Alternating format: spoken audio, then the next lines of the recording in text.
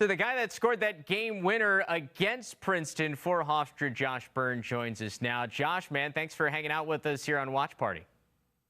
Awesome. Thanks for having me. What do you remember about that 2016 year at Hofstra? You know what? It was a bit of a blur. It feels like it was so long ago. But you know what? Playing on the turnpike, there's nothing better. You know, that for you is your first year in Division One, coming out of Nassau Community College. Like, walk people through like how a kid from British Columbia ends up out on Long Island to play all this college lacrosse. Man, if I told you the whole story, you probably wouldn't believe me. But yeah, somehow managed to find my way on the East Coast, and you know, there was the coach I was playing for was a Hofstra alumni, and he kind of sent my film over to Coach T, and the rest was history. Well, what was the transition like from Nassau to Hofstra? Because like I feel like at times, especially that first year, you made it look easy. Like what was it like?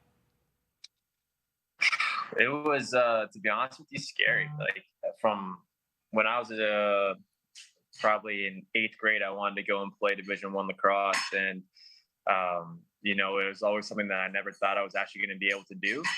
But that was probably one of the hardest moments of my life was one of those first games and trying to figure it out. And I remember in practice specifically, one of my first practices going against, you know, just the athletes are just so different when it comes from JUCO to D1, right? So guys like Brett Osmond, Finn Sullivan, I was going against, and you know, they put my stick on the ground a couple of times and laid my body down too. So it was definitely the physicality part of it, and just how fast everything kind of moves was a really big adjustment.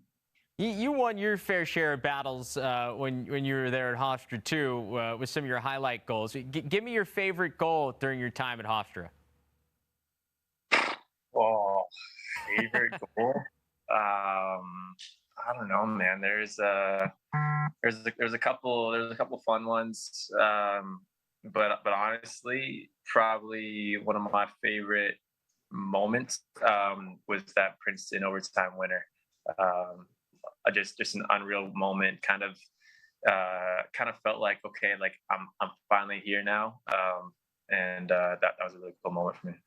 And in terms of games, like did you beat Carolina a couple of times? Were you part of those teams?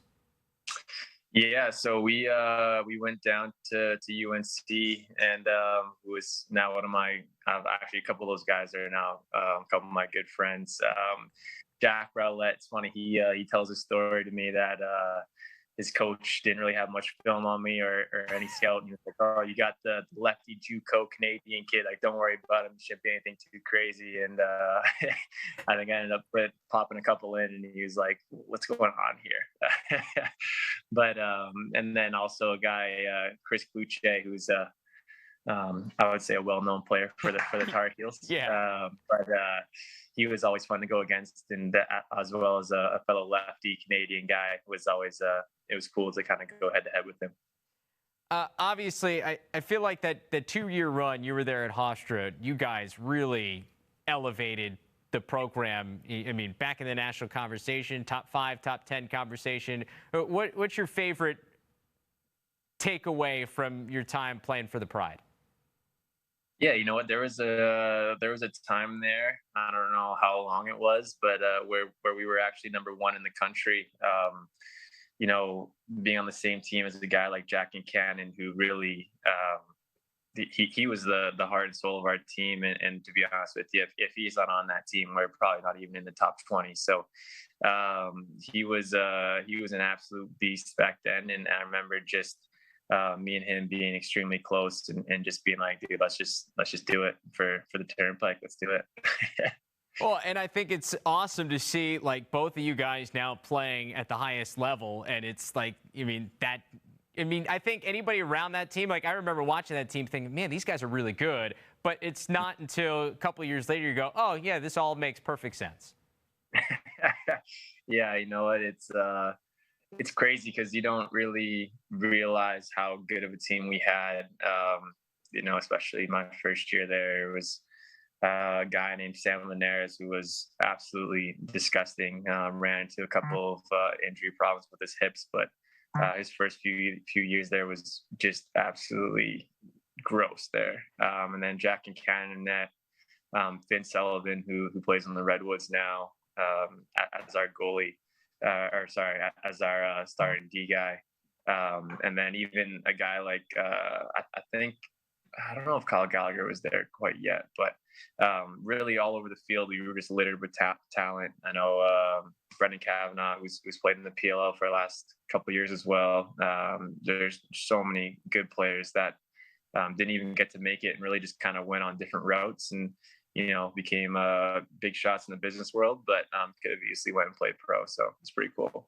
Yeah, you've had a lot of talent over here the last several years at Hofstra. One of the other guys is Ryan Tierney, and so we're going to leave you, Josh, and we're going to throw to one of Ryan's great games, the Hofstra Delaware game from 2021.